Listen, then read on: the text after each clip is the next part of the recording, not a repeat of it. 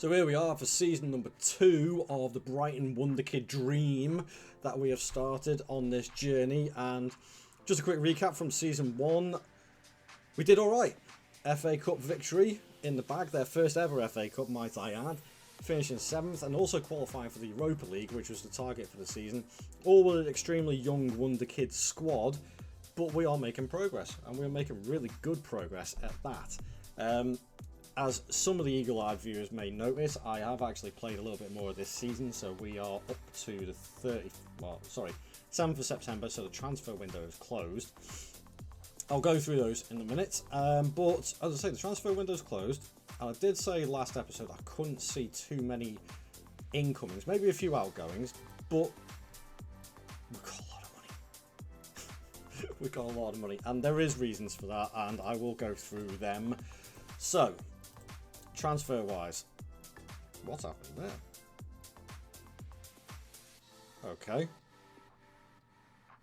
That's weird. My entire transfer list has disappeared from last season. I have no idea why. Okay, that's cool. So, if we go by date order, big movers and shakers before the tick over. So, as you can see, a lot of people on loan. There's another player I completely forgot to mention in the first episode. Junior Krupi was another one. Obviously, they'd already had Brian Gruder and Yankuba Minter in the squads, but they've gone out on loan as well. Jakub Moda is one player who I didn't want sticking around. He's a good player, but not really anything more special than what I already had. And frankly, the players I've already got in the squad will end up being better.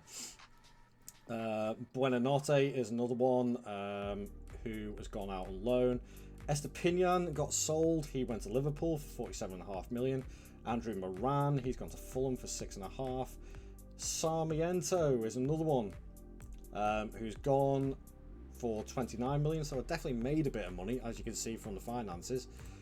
But didn't bring anybody in. Didn't really need to. There's just a lot of loans going out. Obviously, I have a massive squad, so a lot of players need to be loaned out to get the game time. The likes of Shaquille Van Persie as well. But there were a few others that did get sold as well. Not massive amounts of money. 14.5 million for Jorginho Ruta, and Tarek Lamptey has gone to Saudi Arabia as well for 27 million. Which leaves our squad looking like this. I'm going to get that rearranged again. So we have Verbruggen, Urbig and Rushworth as my goalies. My centre-backs are Van Hecke, Diamande, Lukeba, and Bajcetic and Weifer swapping around there. Again, Bradley is still on the side. Kadioglu, Dogi, Hinchelwood I'm going to keep in the squad. Alex Scott, Adam Wharton, Baleba, Elliot, Bendoke was another one who I forgot to mention as well. He's in the side. Matoma and Ciso, Pedro Adingra. Ibrahim Osman is one player who they brought in real life and sent out on loan. I think he came over from FC Midtjylland. Was it Norgeland? No, it was Norgeland that he came from through their academy system. And Evan Ferguson, of course. He's already starting to improve massively. So he's looking very, very good. Obviously, we have 4 competitions to go for this season. Try and retain our FA Cup as well as the Premier League, make a good showing in the Carabao Cup and also the Europa League. So if we have a look at the schedule, it has been iffy to say the least. So we started off with our Community Shield and Man City got their revenge, and they also have Vinicius Jr. So can't really compete with that. How much did they sign Vinicius Jr. for, by the way? Let's have a quick look. 167 million. Well, actually, so to be fair, I do have that money. I could have spent that, but there's no point. It defeats the purpose of the experiment. 3-3 draw away at Burnley is not too bad. A 3-0 win, João Pedro hat-trick against Forest is good, but Chelsea got their revenge for our double victories against them last season. And they beat us at Stamford Bridge, but then we took that out on Everton and battered them 6-1 at home. Bajcetic with 2, and Ciso, Ferguson, Pedro and Elliot as well, so 2 former Liverpool players getting on the score sheet against Everton, which makes me smile. Fixtures. for the Europa League. Let's have a quick gander at them. So to start off with, we have Rennes. Omega Luke's going to love that one. Zurich, Sparta Prague, Atalanta, Valencia, Apoel, Partizan, and Real Betis. Not bad fixture list. Atalanta worries me a little bit. The rest of them, not really. So we should do all right. We should qualify, without a doubt.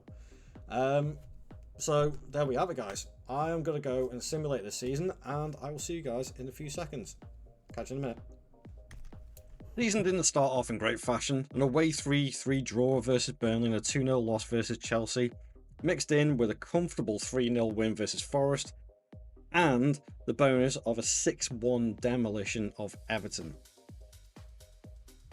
That result seemed to catapult our season, picking up a 3-0 win versus Man United, a 2-0 win versus Man City,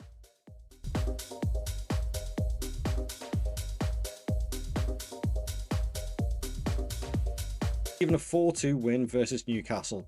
In fact, actually, between September and January, we only lost 6 games, with the downside of Everton getting their revenge in a 2-1 loss.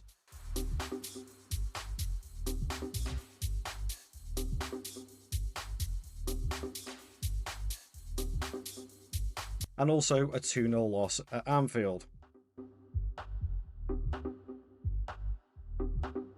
Annoyingly, as the injuries started to pile up and taking their toll on our season, our form was hit hard during February and March, which was, frankly, abysmal. Only picking up 3 wins in our 13 fixtures, including losses to Liverpool 3-1 at home, 2-1 to Man City at home, and a 4-1 away loss to Brentford.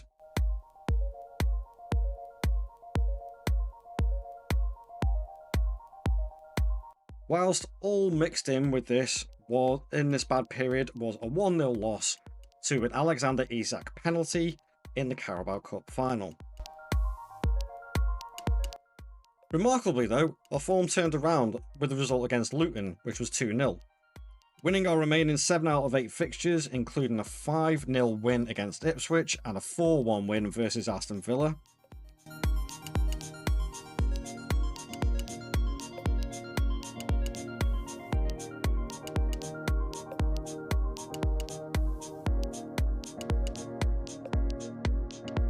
This all helped propel the team into the Champions League qualifying zone and finishing the season in 4th spot and qualifying for next season's Champions League.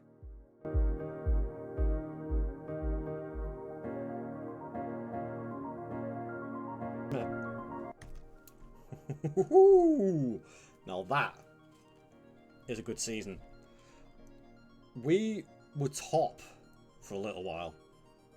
And then we just dropped off. Oh, man, but we qualified for the Champions League. And not only that, we only finished 10 points off the top of the league to Spurs.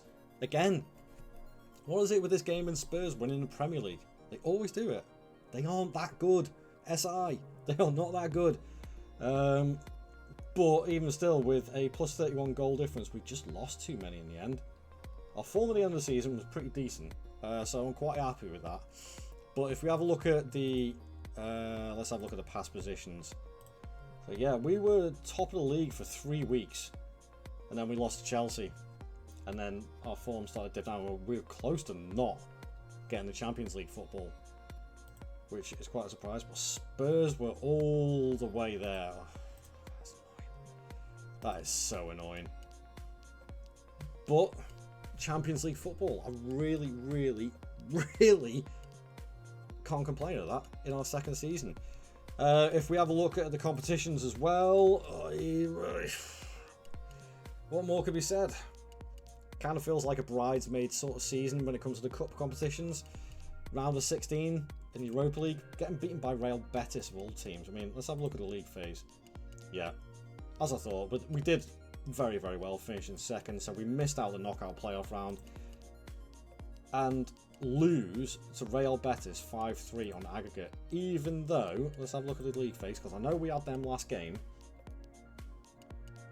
We beat them and we got knocked out by them. That's incredibly disappointing. Knocked out in the quarter-final of the FA Cup by Middlesbrough, but to miss out on the Carabao Cup 1-0 to Newcastle. That could have been 2 bits of silverware right there. That would have been nice. That would have been really, really nice.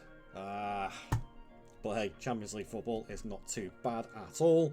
Let's have a quick look at the squad. See how everybody did. 29 goals from Ferguson. 28 from João Pedro in that shadow striker role. 15 and 14 from Mitoma. 8 and 11 from Harvey Elliott. 7 and 10 from Badgetic, which is, where's Badge playing? Form-wise, he's playing him as the Segundo. Okay. And very good Segundo Volante is as well. Also, we have Alex Scott, 7 and 6. Adingra, 6 and 5. A lot of subs appearances from these guys, so obviously they're not making the first team. Destiny Adogi, 3 goals and 9 assists with a 7.14. One of the best average ratings out of the squad from a left back. Disgusting. Absolutely disgusting. But really, really good as well at the same time. What I am going to do as well, I'm going to start highlighting a couple of players to see how their progression goes. So Carlos Baleba is one who is very highly rated in the game, as he is very highly rated in real life. After 2 seasons, let's have a little look at his progress on his attributes. And to be fair, he's flatlined at the moment, which is a little bit disappointing because when you look at his, he's got the potential ability to be a 4-star player at the moment. What's his form? He's played a lot of games. I don't know why he's flatlining. He's started a lot of games as well, so that's a little bit. I may have to tweak a couple of things on there. Kadioglu is another one I want to have a look at, who developmental wise, progress, let's have his attributes again. Improvements slightly, but nothing major. Is it time to give Bradley a shot? Maybe. Could I get more out of Bradley than I can get out of Kadioglu? Who knows? What are the hopes for season number 3? I would say a good account of ourselves for the Champions League and just remain competitive in the cup competitions. I'm not expecting to win the league just yet. I think that's going to be a couple more seasons off once these younger players get a little bit more playing time. But I'm very happy with that. First season, FA Cup, Europa League qualification. Second season, no trophies, a cup final, and Champions League qualification. I can't say fairer than that. Thank you very much for watching, guys. Please do leave a like on the video and subscribe to the channel to keep up to date with this series. These episodes are coming out on a weekly basis, so make sure you hit that bell icon as well to notify when these ones do come out. And I'll see you guys in the next video. Catch you later. Ta-ra.